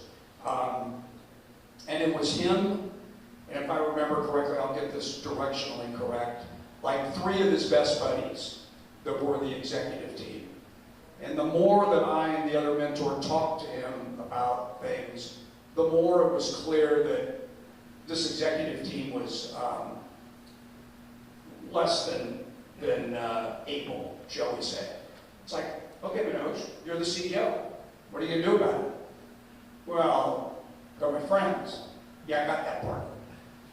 Do you want your company to survive? So we went through this discussion. Nothing happened. He graduated from the program, went back to India. 3 months later, I got a call. Okay, I'm taking out one of them. Wait, how do I do this? What's the right way? He's a really good guy. I said, I get it. I'm sure he is. We walked through it. Anyway, over time, he got himself a real executive staff. And the company became a huge success. And if you talk to Manoj, actually, if you go on and look at any of his posts, he credits no would not be here, lower in the economic area, to get loans and things like that in India is one. You can become a mentor. If you've got some spare cycles, by the way, I know there are a number of mentors here, mentors for FalconX, and I congratulate you and I applaud you, and I'd love to steal you would be too strong a word. One of them is a for-profit. Some of them are still nonprofits, or some of them are hybrids. Most of them are actually for-profits. So there are ways to invest in those, and like all good entrepreneurs, they are always looking for money. And the last thing you can do is you can actually invest in Miller Center. Now, you say, well, why would I do that? You're part of a university, you're part of Santa Clara University. And we are. But the way centers of distinction work at Santa Clara, right, Christy, is we've got about a $5 million a year budget. We get about 17% of our budget from Santa Clara. The rest of it, we sing for our own supper. Now, I wouldn't ask anybody to do anything that I hadn't done. So about 10 years ago, my wife and I put $25 million into Miller Center.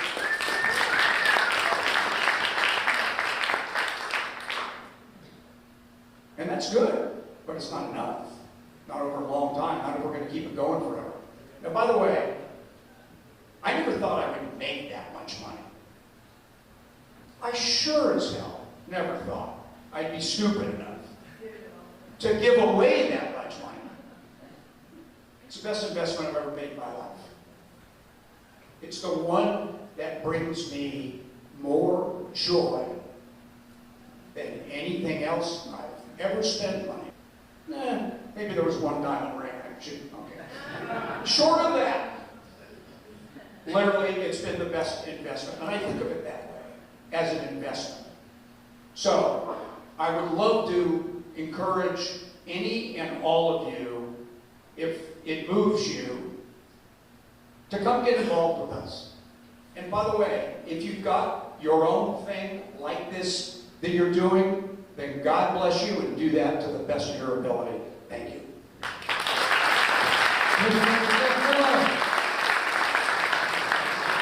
Great job talking about investing in people. One more hand for Jeff Miller.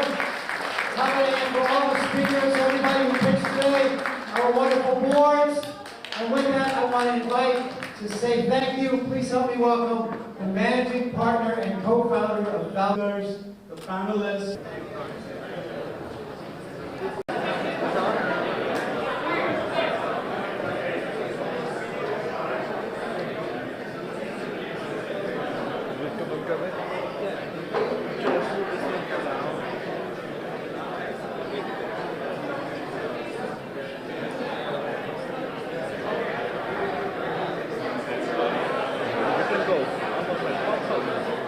Without losing its quality.